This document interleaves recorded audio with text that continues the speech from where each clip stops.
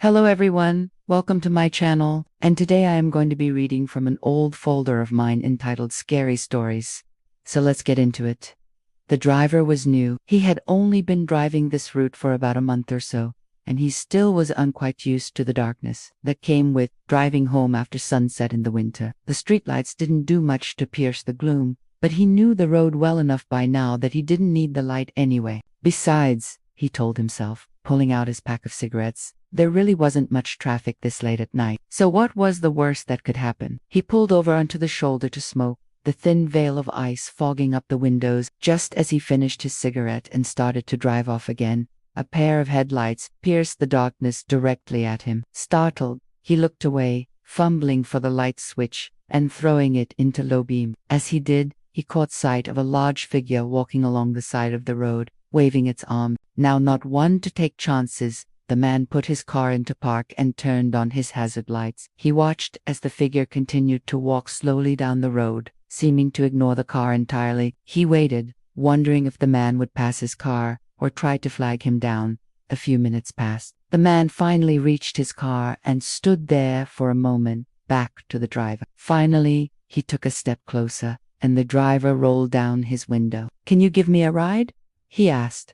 The driver hesitated. It wasn't exactly what he expected. "Where are you headed?" "Anywhere," the man said vaguely. "Just anywhere away from here." Something about his voice, the way he hadn't looked at the driver when he spoke, made something in the pit of the driver's stomach twist. But he had a long drive ahead of him and he figured that it couldn't be too bad. Just a little company for a while, he thought. Before he offered the man a ride, he cracked his window back up and started the engine. The two fell silent as the driver pulled back onto the road. Finally, the driver broke the quiet. "So, where are you coming from?" "From the woods," the man said. His voice seemed to come from far away. "I was camping out there. There's something in the woods," he whispered. And the driver could tell, even though he couldn't see the man's face, that he was staring intently at him. "Something big. It followed me home." The driver tried to laugh it off. "Bigfoot," the man nodded slowly. "Is that what it is?" he asked. "Yeah," the man said. "What else would it be?" The driver shrugged, just trying to make conversation. "You know how it is," he said, hoping the man wouldn't press him further. But the man suddenly leaned forward, peering through the darkness. "There it is," he whispered, pointing a finger towards the trees lining the side of the road. The driver strained to see, but he could make out nothing but the dark shapes of the bare branches against the black sky. "You sure?" he called back. "Yup," the man breathed. "Right there." As the car rolled past, the man leaned back, satisfied. The driver shook his head and forced a smile. "Great," he thought. "Now I've got Bigfoots in the back seat of my car." He glanced at his passenger. Surely, he must have been a pretty convincing monster.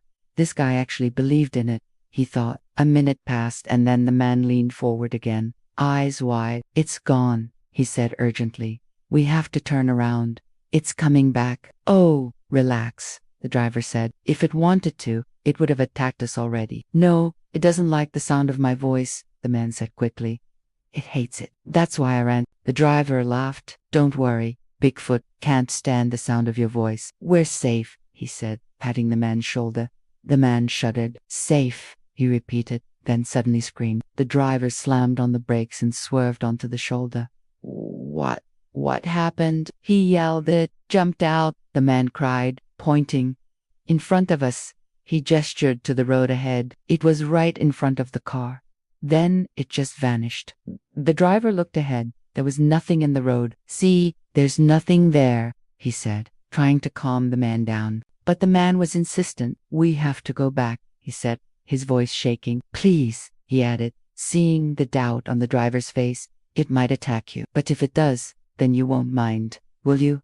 Because I'll be dead." And with that, the man threw himself out of the car door. The driver watched in disbelief as he stumbled backwards, tripping over the gravel and falling onto the road.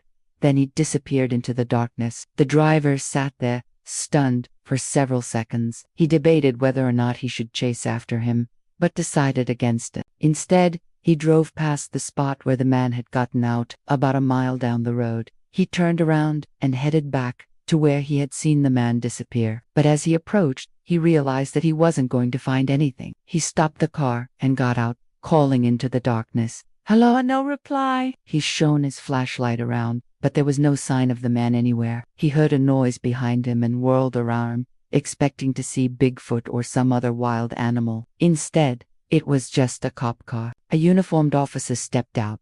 You called 911? The driver asked.